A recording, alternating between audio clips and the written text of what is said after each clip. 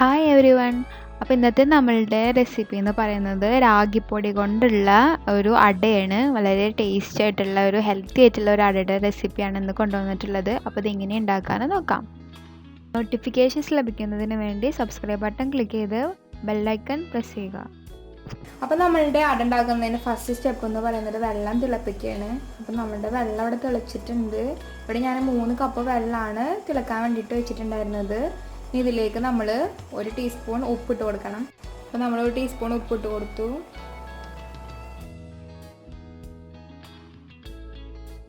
ഇനി നമ്മളുടെ തിളച്ചിട്ടുള്ള വെള്ളത്തിലേക്ക് നമ്മൾ 1.5 കപ്പ് രാഗിപ്പൊടി ഇട്ട് കൊടുക്കുക.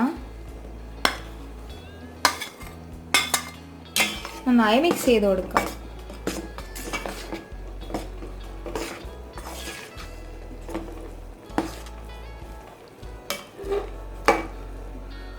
ചിലപ്പോൾ 1.5 കപ്പ് ഇട്ടിട്ട് അത് കറക്റ്റ് ആയില്ലെങ്കിൽ 2 കപ്പോളം ഇട്ട് കൊടുക്കുക.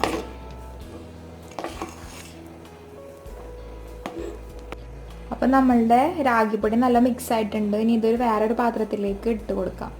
അപ്പം നമ്മളുടെ മാവ് വേറൊരു പാത്രത്തിലേക്ക് ഇട്ട് കൊടുത്തിട്ടുണ്ട്. ഇനി ഇത് നല്ല ചൂടാണ് ഇപ്പോൾ. അപ്പോൾ ചൂടാറിയ ശേഷം മാത്രം കൈകൊണ്ട് നന്നായി കുഴച്ച് കൊടുക്കാം. അപ്പം നമ്മളുടെ മാവ് ഇപ്പോൾ ചൂടാറിയിട്ടുണ്ട്. അപ്പോൾ നന്നായി കൈകൊണ്ട് ഇത് കുഴച്ചെടുക്കാം.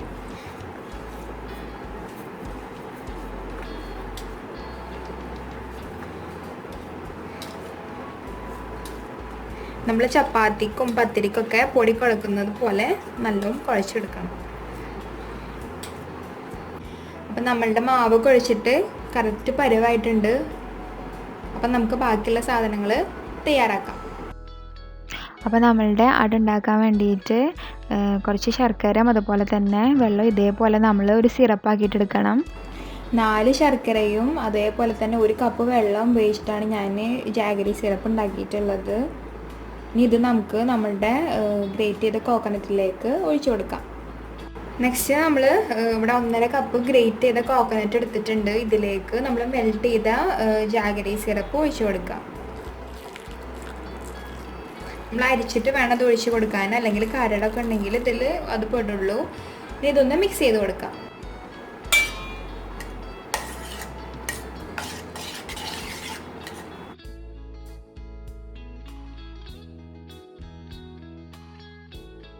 നെക്സ്റ്റ് നമ്മൾ നല്ലൊരു സ്മെല്ല് കിട്ടാൻ വേണ്ടിയിട്ട് 1 ടീസ്പൂൺ ഏലക്കാപ്പൊടി ഇട്ട് കൊടുക്കാം.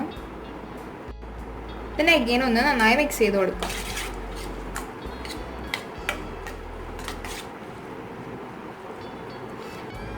അപ്പം ഇനി നമുക്ക് നമ്മളുടെ അട ഉണ്ടാക്കാൻ തുടങ്ങാം. അപ്പോൾ ഫസ്റ്റ് ഞാനൊരു ബനാന ലീഫ് എടുത്തിട്ടുണ്ട്. അത് നന്നായി കഴുകി തുടക്കുക. ഇനി നമ്മളുടെ മാവിൽ നിന്ന് അല്പം എടുത്തിട്ട് ഈ ലീഫിൽ വെച്ചിട്ട് അല്പം വെള്ളത്തിൽ കൈ മുക്കിയിട്ട് ഇതിങ്ങനെ പ്രസ് ചെയ്ത് കൊടുക്കാം. നമ്മൾ ഇതേപോലെ വെള്ളത്തിൽ മുക്കിയിട്ട് ഈ മാവ് ഇങ്ങനെ പരത്തി കൊടുക്കുമ്പോൾ എല്ലാ ഭാഗത്തേക്കും ആവും. അല്ലെങ്കിൽ ഇത് എല്ലാ ഭാഗത്തേക്കും വരാൻ വേണ്ടിയിട്ട് ഭയങ്കര ബുദ്ധിമുട്ടായിരിക്കും. അപ്പോൾ എപ്പോഴും കൈ നനച്ച ശേഷം മാത്രം ഇതിങ്ങനെ പ്രസ് ചെയ്ത് കൊടുക്കാം.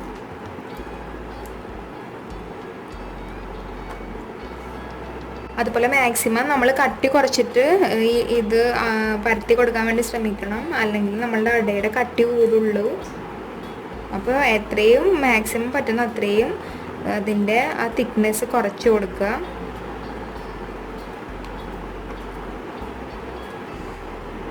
അങ്ങനെ നമ്മൾ മാവ് വാഴയിലയിൽ കംപ്ലീറ്റ് തേച്ച് പിടിപ്പിച്ചിട്ടുണ്ട്. ഇനി ഇതിൻ്റെ മുകളിലേക്കായിട്ട് നമ്മളുടെ തേങ്ങയും ശർക്കരയും ഇട്ടിട്ടുള്ള ആ മിക്സ്ചർ ഇട്ട് കൊടുക്കാം. ഫില്ലിങ് അതും തിന്നായിട്ട് ഇട്ട് കൊടുക്കാൻ ശ്രദ്ധിക്കുക. അപ്പോൾ എനിക്ക് പ്രത്യേകം പറയാനുള്ളത് എന്താണെന്ന് വെച്ചാൽ, ഇതുവരെ ഈ ചാനൽ സബ്സ്ക്രൈബ് ചെയ്യാത്തവരാണെങ്കിൽ ചാനൽ സബ്സ്ക്രൈബ് ചെയ്യാൻ മറക്കരുത്. അതുപോലെ തന്നെ നിങ്ങൾക്ക് മുമ്പത്തെ വീഡിയോസും ഒക്കെ ഇഷ്ടമായിട്ടുണ്ടെങ്കിൽ എല്ലാവർക്കും ഫ്രണ്ട്സിനൊക്കെ ഷെയർ ചെയ്ത് കൊടുക്കുക.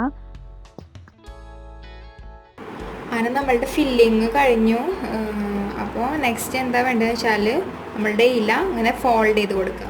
ഇതേപോലെ ഒരു സൈഡിൽ നിന്ന് മറ്റൊരു സൈഡിലേക്ക് ഇങ്ങനെ ഫോൾഡ് ചെയ്ത് കൊടുത്ത് നന്നായി പ്രസ് ചെയ്ത് കൊടുക്കുക. ഇത് നമ്മൾ പാനിലിട്ടിട്ട് ചുട്ടെടുക്കുകയാണ് ചെയ്യുന്നത്. ഒന്നെങ്കിൽ നമുക്ക് ചുട്ടെടുക്കാം, അല്ലെങ്കിൽ സ്റ്റീം ചെയ്തെടുത്താലും മതി, വേവിച്ചെടുക്കാം. അപ്പോൾ ഇവിടെ ഞാൻ ചുട്ടെടുക്കാനാണ് പോണത്. നെക്സ്റ്റ് നമ്മളുടെ ചട്ടി ചൂടാക്കി കൊടുക്കാം. അപ്പോൾ ചട്ടി ഓൾറെഡി ചൂടായിട്ടുണ്ട്. ഇതിൻ്റെ മുകളിലേക്ക് നമ്മൾ ഉണ്ടാക്കിയിട്ടുള്ള അട ഓരോന്നായിട്ട് ഇട്ട് കൊടുക്കാം.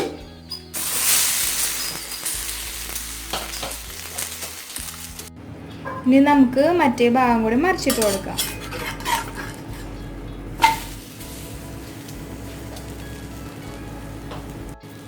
ഇല ഓൾമോസ്റ്റ് ഇതേപോലത്തെ കളറാവുന്നത് വരെ വേണം നമ്മളിത് ചുട്ടെടുക്കാൻ.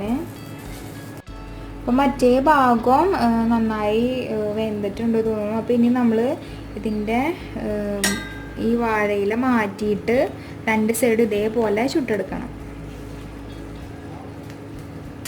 അപ്പോൾ ഒരു ഭാഗം ഇതേപോലെ വാഴയില നീക്കാം. നമ്മൾ അരച്ചിട്ട് കൊടുക്കാം.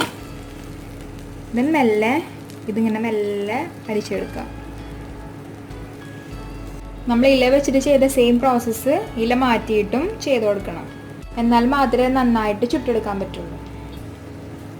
അപ്പോൾ മറ്റേ സൈഡ് നന്നായി വെന്തിട്ടുണ്ട്. ഇനി ഈ സൈഡ് മറിച്ചിട്ട് കൊടുക്കാം. അപ്പോൾ ഇതിലും സെയിം ഒരു കളർ വരുന്നത് കണ്ടില്ലേ? അപ്പോൾ നമുക്ക് മനസ്സിലാവും ഈ സൈഡ് നന്നായി വെന്തിട്ടുണ്ടെന്ന്. നമ്മൾ നോൺ സ്റ്റിക്ക് പാനുകളൊന്നും യൂസ് ചെയ്യാതിരിക്കുക.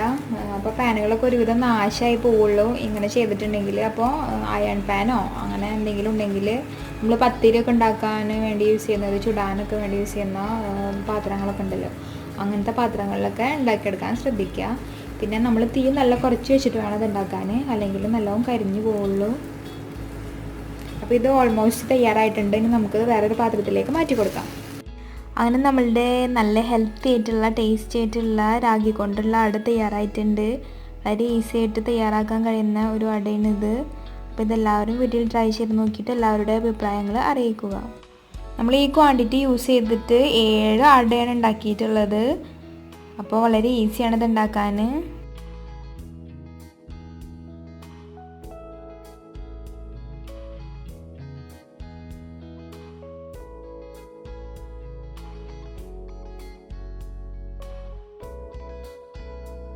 അപ്പോൾ നിങ്ങൾക്ക് ഈ ഈസി അതുപോലെ തന്നെ ടേസ്റ്റി ആയിട്ടുള്ള അടയുടെ റെസിപ്പി ഇഷ്ടമായിട്ടുണ്ടെങ്കിൽ വീഡിയോ ലൈക്ക് ചെയ്യുക, അതുപോലെ തന്നെ ഷെയർ ചെയ്യുക, അതുപോലെ നിങ്ങളുടെ അഭിപ്രായങ്ങളൊക്കെ കമൻറ്റ് ചെയ്യുക. ദെൻ ഈ ചാനൽ ഇതുവരെ സബ്സ്ക്രൈബ് ചെയ്യാത്ത ആളുകളാണെങ്കിൽ ഈ ചാനൽ ഒന്ന് സബ്സ്ക്രൈബ് ചെയ്ത് കൊടുക്കുക.